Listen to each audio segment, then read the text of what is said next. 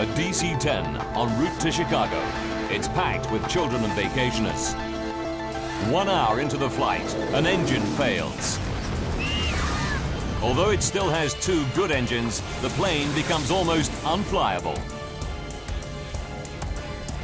285 passengers face an horrific crash landing at Sioux City.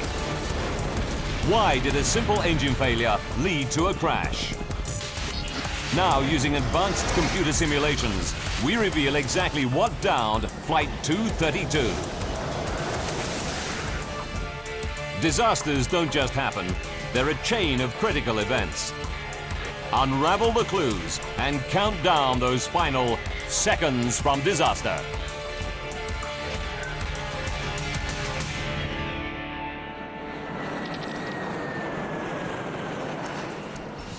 Colorado, Denver, Stapleton Airport, July 19th, 1989. Known as the gateway to the Rockies, Denver is the starting point for journeys all over the U.S.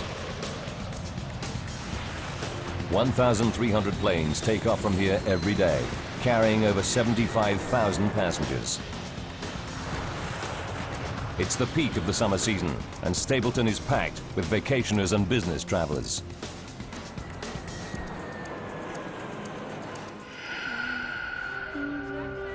Debbie McKelvey will be among the vacationers flying from Stapleton today. She's taking her children, Devon, age 6, and her son Ryan, who's 7, to a family reunion back in her home state of Pennsylvania. I was going home for 2 weeks with my children, and I was very, very excited about the trip. Debbie is taking advantage of United Airlines Children's Day promotion. Today, kids under 14 can fly for 1 cent, but each must fly with a paying adult. Debbie pairs up with a tennis club girlfriend, Ruth Ness, so she can sit with one of the kids. It was nice having Ruth with me because she entertained one child while I was entertaining the other child. 1:15 p.m. Debbie, Ruth, and the kids wait to board flight UA 232 to Philadelphia via Chicago.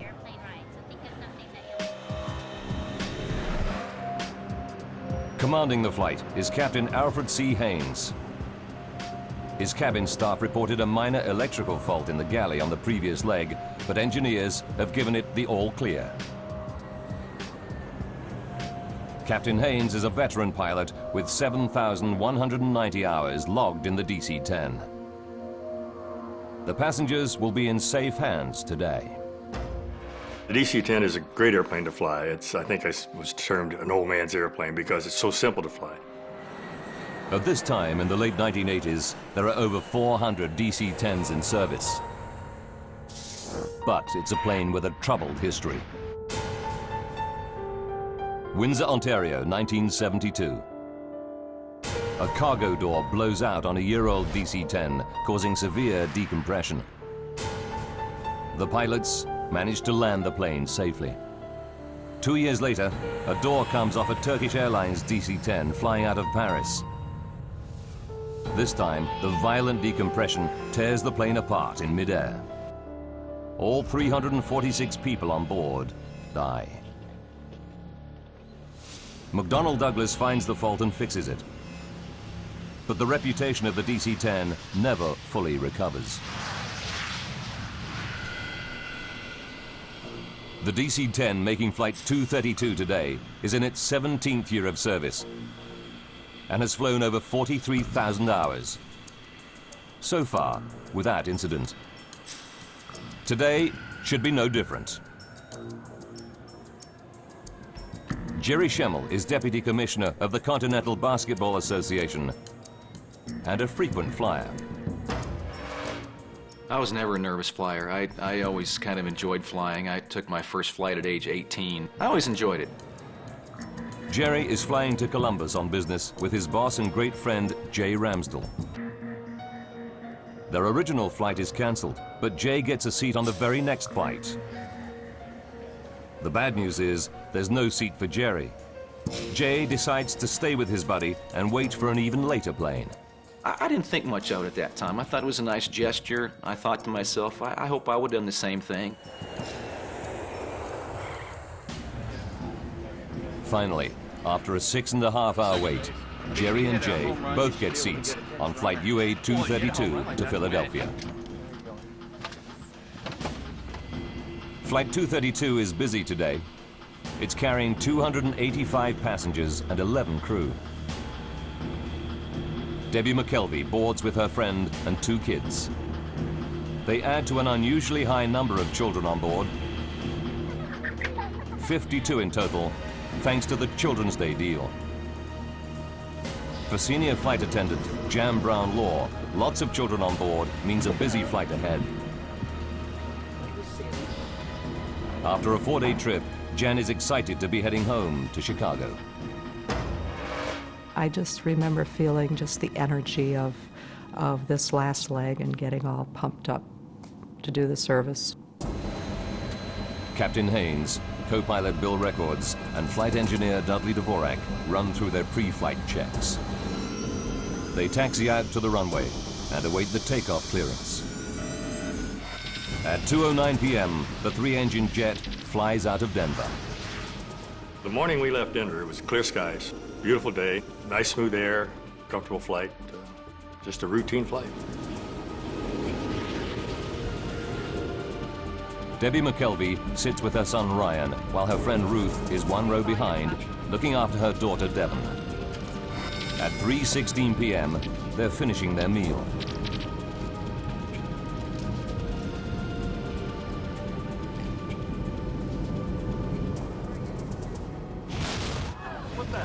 Suddenly, out of the blue, a terrifying blast rips through the plane.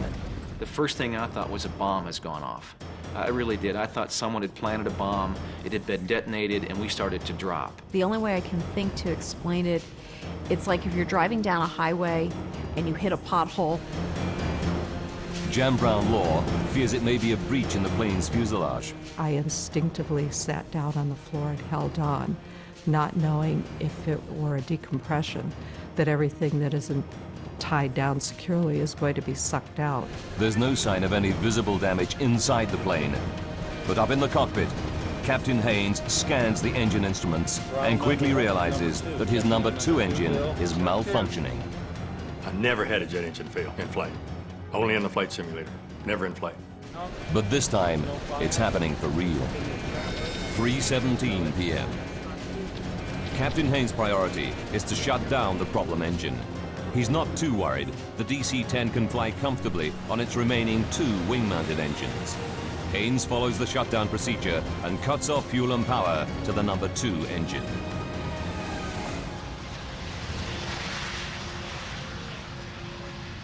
The problem engine is off. But now flight engineer Dudley Dvorak spots something else wrong. Al, we've lost all hydraulic quantity. His instruments tell him that all 3 of the plane's hydraulic systems are empty. He cannot believe his eyes. The hydraulic systems operate the plane's flaps, ailerons, rudder, and elevator. Without these controls, the pilots won't be able to steer the plane or take it up or down. But the instruments are right. Al, can you help me out with this? Co-pilot Bill Records is horrified to find his flight controls are no longer responding. Still got the right wing down. Okay. The plane starts to bank steeply to the right, and he's powerless to stop it. That's when we realized we were in a world of hurt, that something was drastically wrong. Okay, let's not let it get over center. Now Captain Haynes tries the flight controls, but he cannot get the DC-10 back into level flight either. Bill. The plane is now trying to roll over, a terrifying prospect. We have nothing to turn the airplane, nothing to control the pitch of the aircraft, nothing. Fly the aircraft. I have nothing. It's every pilot's nightmare. Flight 232 is at 11,000 meters and out of control. If its left wing continues to lift, the plane will flip over and tumble to its doom.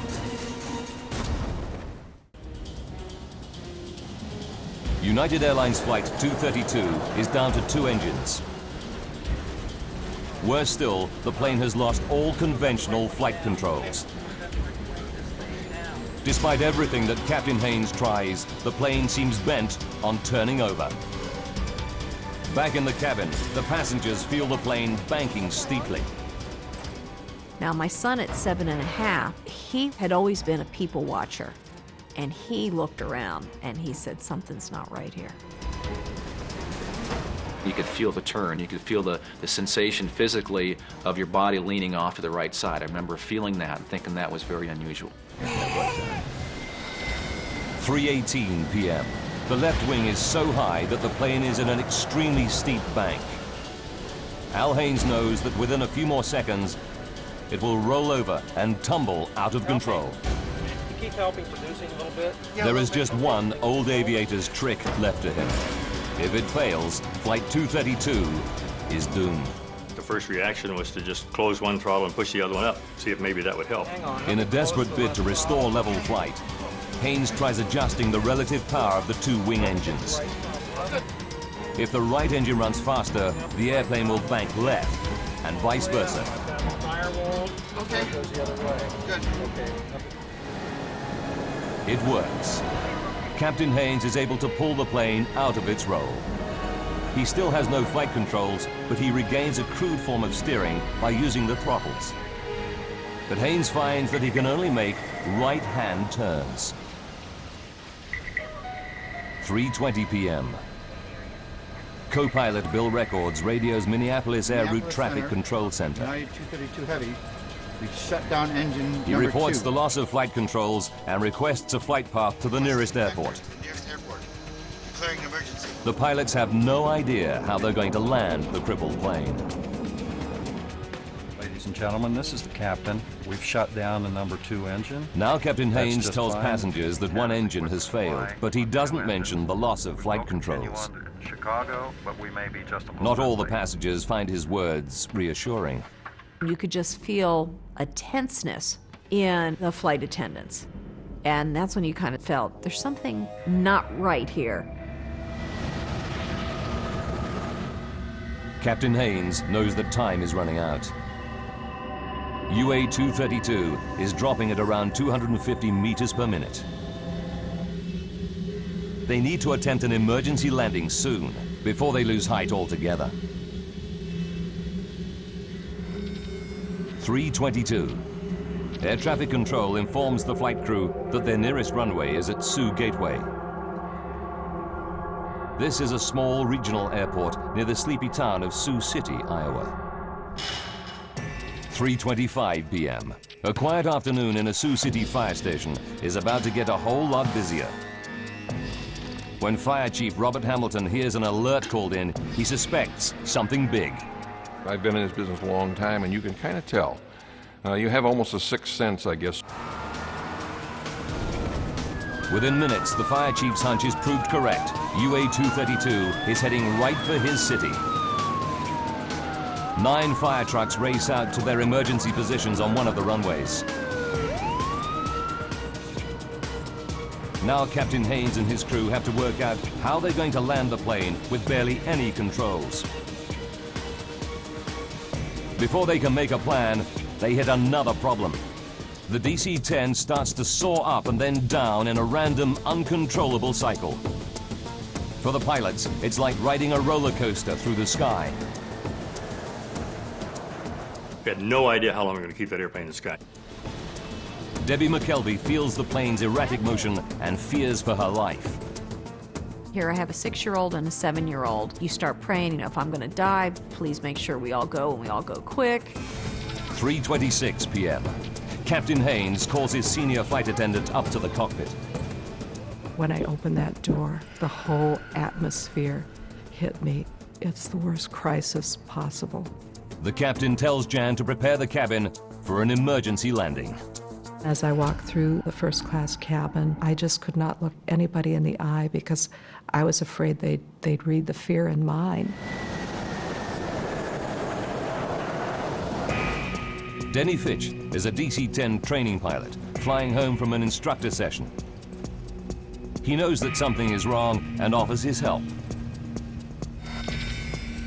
3:29. What Denny finds in the cockpit shocks him. It was an amazing scene for me because both the pilots were in fact on the controls. Both of them, their tendons in their forearms were raised from effort Their knuckles were white from grip. As an expert training pilot, Denny Fitch is ready for any emergency, but he's never seen anything like this before.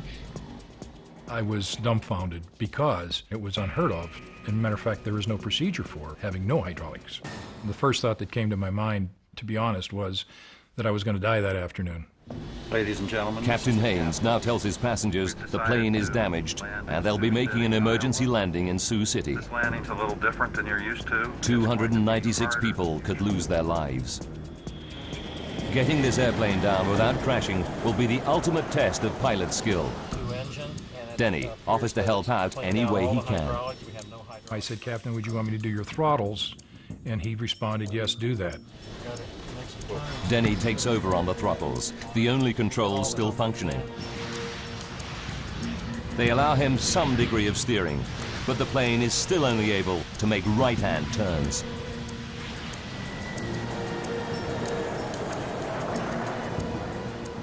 As far as I'm concerned, he's now the fourth member of the crew because he was willing to step in there and help us any way he could.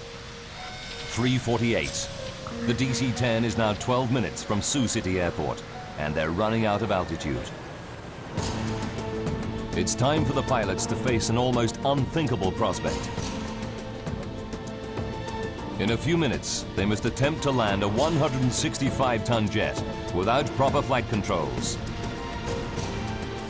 The lives of 285 passengers are in their hands.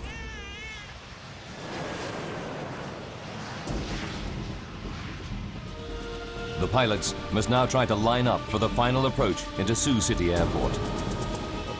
Denny Fitch will attempt to steer the plane and control its descent, all by adjusting the throttles. What's more, the plane can only make right-hand turns. The plan is to make a series of looping turns and hope that as they come out of their final circuit, they're facing the runway. The odds are stacked against them.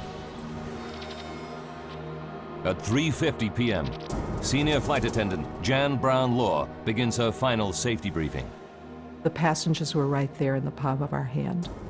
There, you could have heard a pin drop. Jan pays special attention to the 4 children too small to have their own seats. You need to keep your seatbelt on across your forehead against the seat. Official guidelines are non-specific, but United Airlines procedure at the time is for adults to hold these lap children on the floor during an emergency landing. Jan is anxious about the procedure, but has no option but to follow protocol.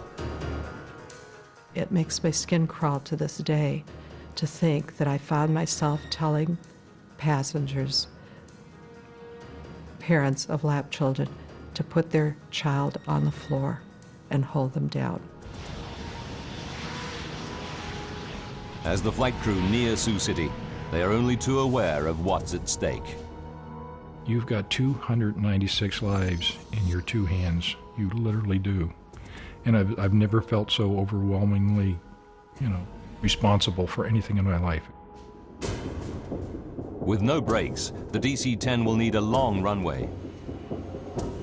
Air traffic control assigns them runway 31 at 2,700 meters. It's the longest at Sioux City. 3:52 p.m. Denny Fitch puts the plane into its final looping turn. He knows the crippled jet would never be able to regain altitude for a second attempt. This was it.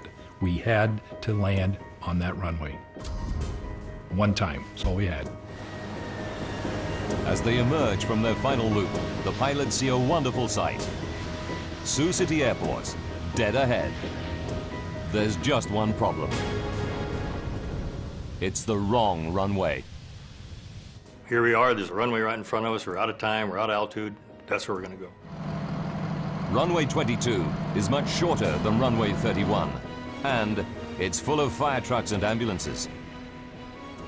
It wasn't until probably a couple of minutes at the most that we had a change in that the runway was actually shifted then from 1331 to runway 22.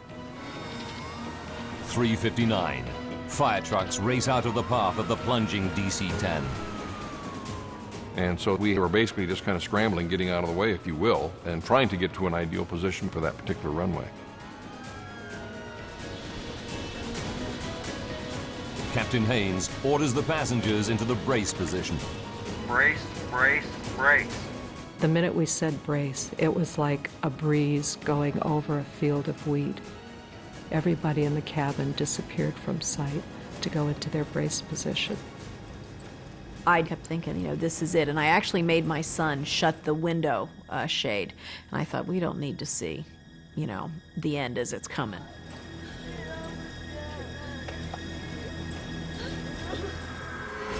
As the pilots desperately try to line up the airplane with the runway, they realize they're still coming in at 400 kilometers per hour, around 150 kilometers per hour faster than normal. But with no control of the flaps, they cannot slow the descent. The alarm sounds from the ground proximity warning system. They're descending too rapidly.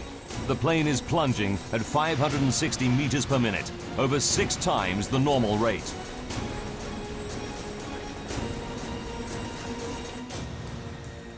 Down on the ground, a local news crew races into position to cover the crash landing. Not gonna be pretty. 4 p.m. Just seconds from landing, the nose and right wing drop.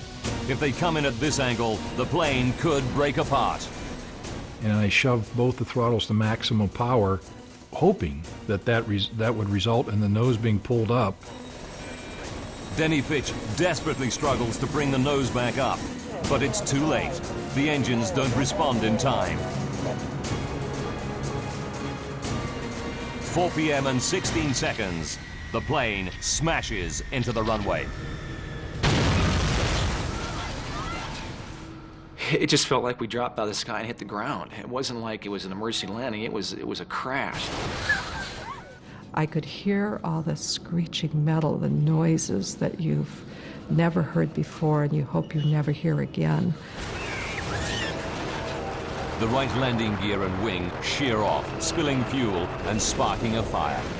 I could see fireballs because I guess the plane, you know, it's screeching on the runway. And then that was my next thought.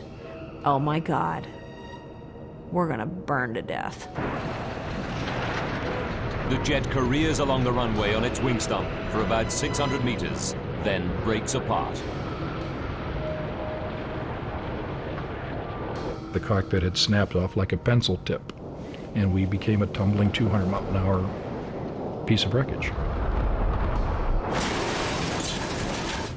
The main section of the fuselage skids further down the runway, rolls over on its back, and comes to a halt at the side of the airfield.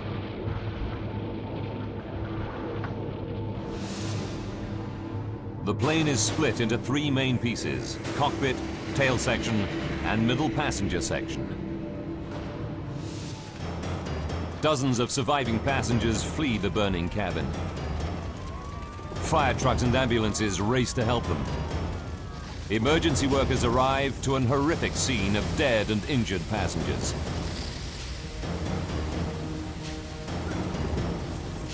Survivors escaping the wreckage scatter through cornfields at the edge of the runway.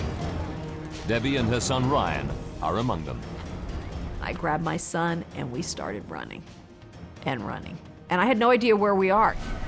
Some of the children and babies held on the floor before landing are missing. The violence of the crash tore them from their parents' grasp.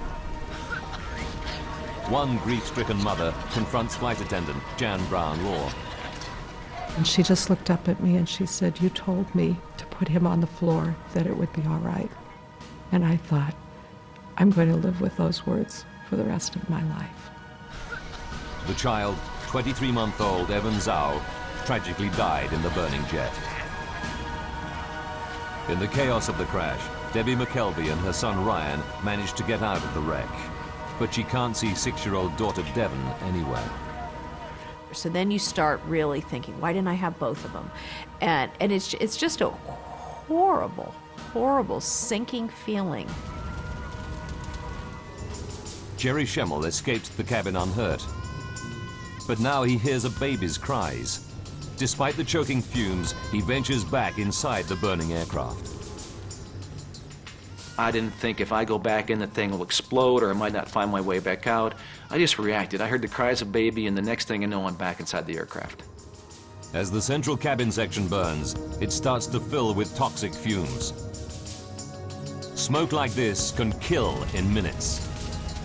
Parents like Debbie McKelvey fear that their missing children could still be somewhere inside the blazing jet. Flight 232 crashes at Sioux City Airport and lies in a smoking ruin at the edge of the runway. Survivors flee the crashed airliner, but a baby's cries draw passenger Jerry Schemmel back inside. So I finally got right over top the crying, and I'm feeling around, and there's a baby stuck inside this overhead bin. I just grabbed the baby with one arm and scooped her out of a hole. I got back on my feet, found the opening, just kind of aimed for the sunlight, and shot out the plane the second time. Jerry's actions probably saved the baby's life. But Debbie McKelvey is desperate. She fears her daughter and friend have not survived the crash. Then, suddenly, she spots a face. It's her 6-year-old daughter, Devon, emerging from the smoke. It was the absolute best feeling because she was there and she was okay. Oh, thank you so much. Oh my God. While passengers flee the wreckage, Captain Haynes and the flight crew are trapped in the cockpit. The plane's nose has buried itself into the soft earth beside the runway. It's the last place the rescuers reach. They have to use a forklift and cutting equipment to get through the twisted wreckage. It takes 30 minutes to reach the pilots. At 5 p.m., rescuers pull out all 4 pilots, seriously injured, but alive. As I remember the pat on my chest, and his words to me were, "You're okay, buddy, I'm here, I got you, you're gonna be okay." And I felt this tremendous relief. The flaming wreck of UA-232 burns for over 2 hours. 9 helicopters and 34 ambulances evacuate survivors. Jerry Schemmel's thoughts turn to his buddy, Jay, whom he lost sight of in the crash. Jerry hopes that he might have made it, but as time goes by, he loses all hope. I had a pretty good hunch 8 hours after the crash, when he didn't show up anywhere, that he wasn't a survivor. Jay Ramsdell is one of 111 passengers who lose their lives in the crash. 1 flight attendant is also killed. 11 children are among the dead. Remarkably, 184 people survived the Sioux City crash. But for the pilots of Flight 232, any number of deaths is a tragedy. Training pilot Denny Fitch learns how many died when his wife visits him in hospital.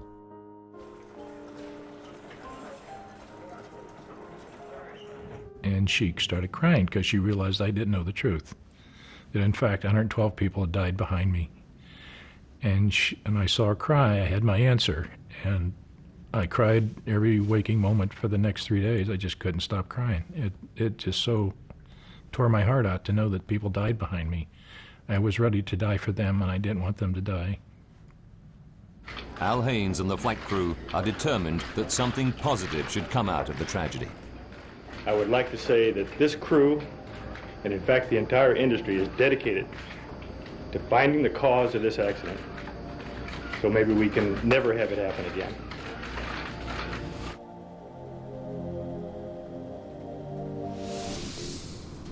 The National Transportation Safety Board, or NTSB, dispatches an investigation team to Sioux City.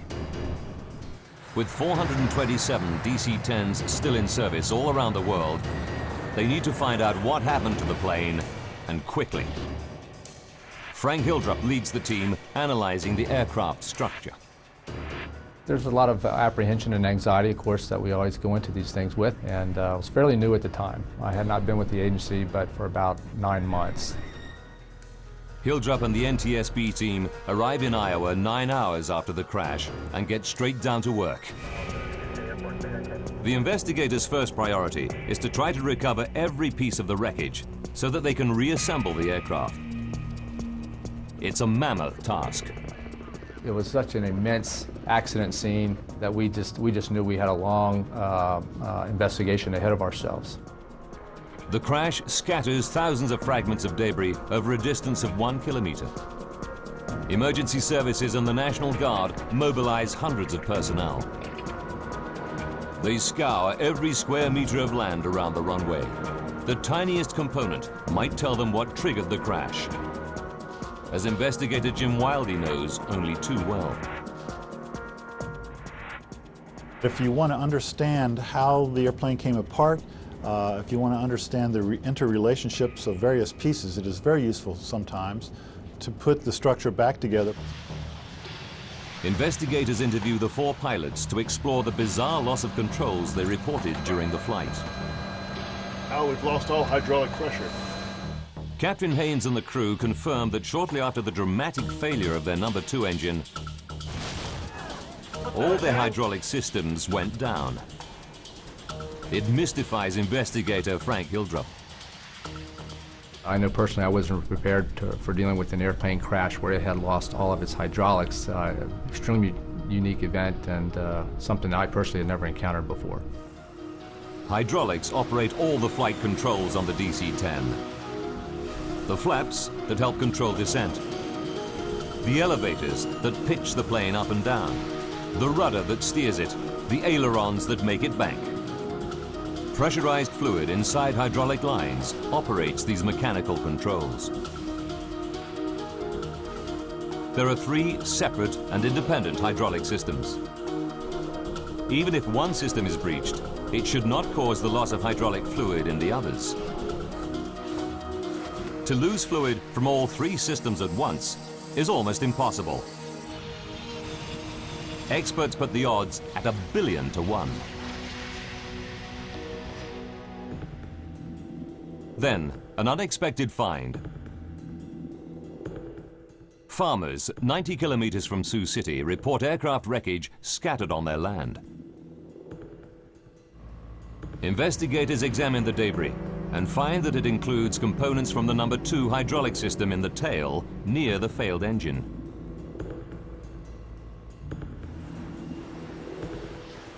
The team can calculate from the plane's flight path exactly when these parts fell. They discover it happened at 3:16 p.m., the same moment as the loud bang and the engine failure. What the heck? Everything points to a catastrophic event inside the engine, which then damages the hydraulic systems.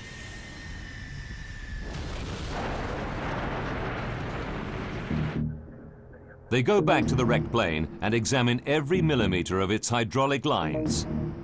It's a painstaking process, but it pays off.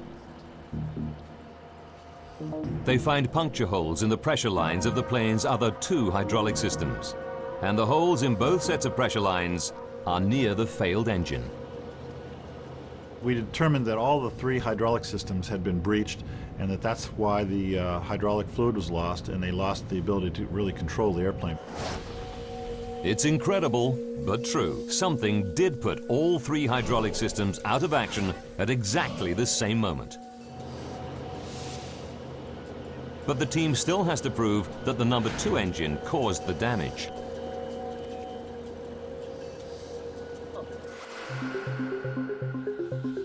They inspect the puncture holes with a scanning electron microscope and find minute traces of titanium. Titanium is used for critical airplane parts because it's tough, yet very light.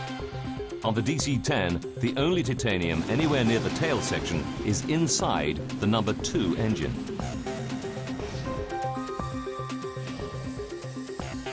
And when NTSB engineers reconstruct the DC-10's number 2 engine, a new clue confirms the team's theory. We learned that a major portion of the number 2 engine in the tail of the airplane had come apart and was missing. The missing part is the fan disc, the massive central hub of the engine's fan assembly. It's made of titanium. Investigators are starting to get a picture of what caused the bizarre loss of controls aboard flight UA-232. 44 minutes from disaster. The loud bang that crew and passengers hear is the 170-kilogram fan disc fracturing. The broken fan disc bursts through the engine housing. The blast fractures a section of the number 2 hydraulic system. But in a piece of catastrophic bad luck, fragments also puncture lines in both remaining systems. Quantity 0 on all 3. On all. I'm sure the gauges say 0. All hydraulic quantity down. 42 minutes to go. The plane loses all its flight controls. The tail section is so badly damaged that the plane can only make right-hand turns. And without elevators, the pilots cannot keep the plane on a level flight path through the sky. But the NTSB investigators still don't know what caused the fan disc to fracture. Until they find out, more than 200 other DC-10s could be flying around with engines that have a similar hidden fault.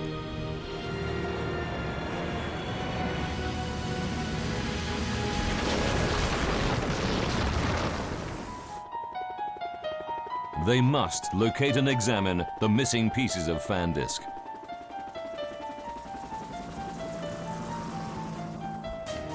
Investigators calculate the likely trajectory of the fan disc debris to find out where it might have landed. They narrow it down to a tract of Iowa corn belt 36 square kilometers in size. I would consider the search for that fan disc certainly a needle in a haystack type of effort. Investigators pull out all the stops to find the missing fan disc. They scour the area with 4 helicopters, but find that the 3-meter-high corn stalks conceal everything on the ground.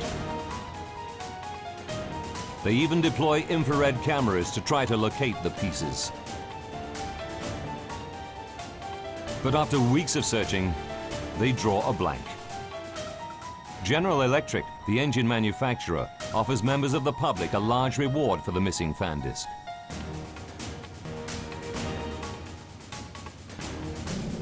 But there's still no sign of it. 2 months go by, and harvest time comes around.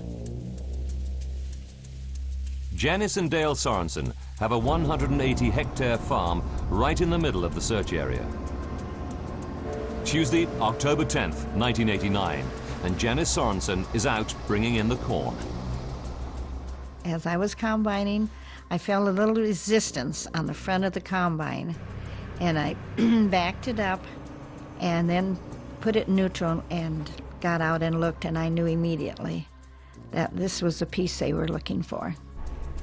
It's a massive chunk of debris, half buried in the earth. Teams from General Electric and the NTSB race to the Sorensen farm.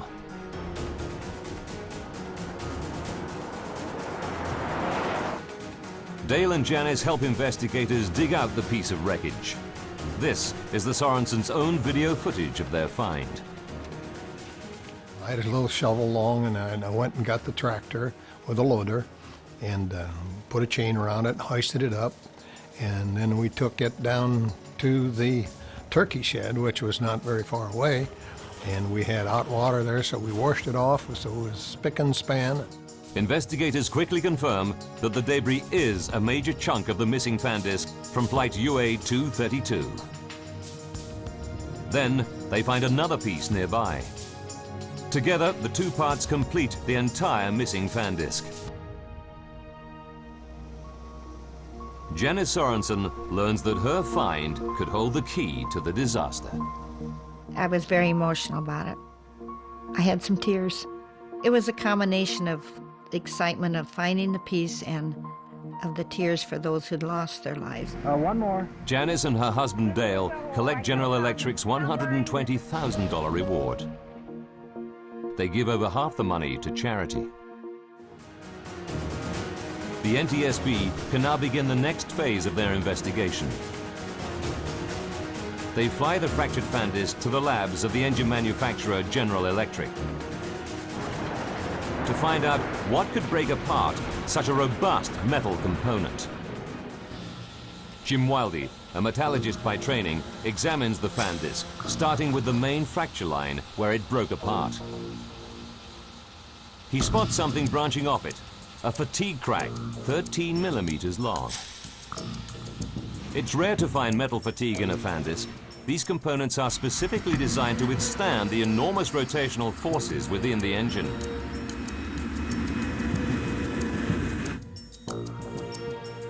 Then, at the base of the fatigue crack, Wildy sees a tiny cavity. The size of it was, the maximum in any one direction was about 50 thousandths of an inch. As he scans the cavity more closely, he sees that the metal around it looks discolored. He takes a sample from this suspect area for testing. What he discovers will shock the investigation team and rock the aviation industry to its core.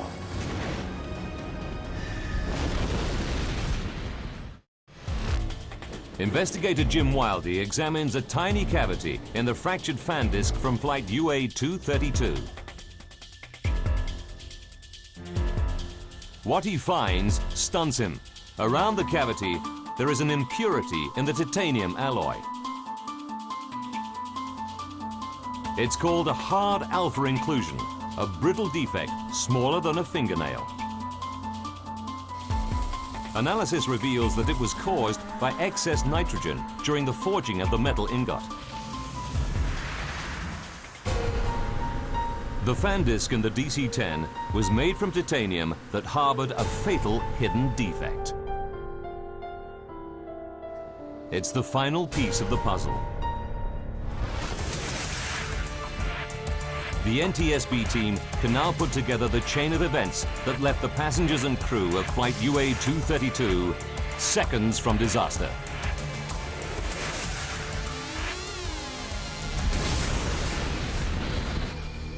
As the DC-10's fan disc rotates at 3,800 RPM, the huge stresses initiate a minute crack in the defect. With every flight, it grows fractionally bigger. July 19th, 1989, 44 minutes from disaster. The fan disc has been in service for 15,503 flights over 17 years. The crack reaches 13 millimeters in length.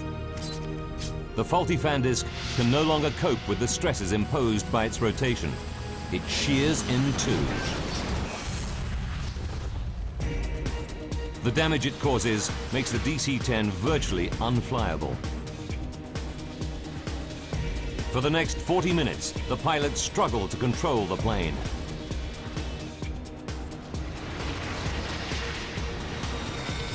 "5 minutes to go. Flight 232 comes out of its final turn into Sioux City. 20 seconds. As the plane comes into land, the right wing drops.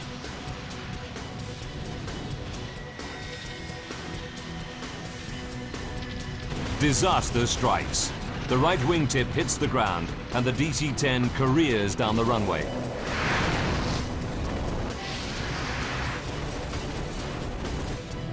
A $21 million jet weighing 165 tons is brought down by a tiny metallic flaw. For the NTSB investigation team, there's a terrible twist to the tragedy. Investigators discover that United Airlines technicians made a routine inspection of the defective fan disc just 16 months before the crash. They're disturbed. The crack was on the fan disc surface. At the time of the inspection, the crack could have been close to 13 millimeters long. This disc had been inspected before the accident, and we determined that the crack was of a detectable size, but that it just wasn't detected. The NTSB report concluded that the crack was probably missed due to human error. The report accepted that United Airlines inspection procedures complied with regulations and were up to industry standard, and cited human factors as an industry-wide problem in engine inspection. In the wake of the Sioux City disaster, the Federal Aviation Authority upgraded engine inspection procedures. The FAA also demanded changes to the DC-10's hydraulic systems. Airlines were required to add shut-off valves to limit the amount of fluid that can drain from a breach in hydraulic lines. But today, lap children are still allowed to remain unrestrained during emergency landings.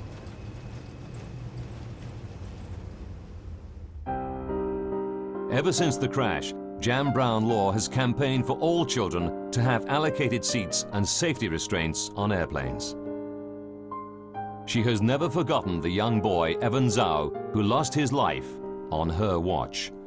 Evan would be 17 years old today had he been in a seat. Denny Fitch, Al Haynes, and the other crew members received industry awards for their extraordinary professionalism and valor. Jerry Schemmel, who now has children of his own, will never forget the debt he owes the pilots. I've thought about those guys every day for 16 years. I don't think we could have been equipped with a better cockpit crew than what we had. The safety measures triggered by the Sioux City crash transformed aviation safety, not just on the DC-10, but on all passenger airliners.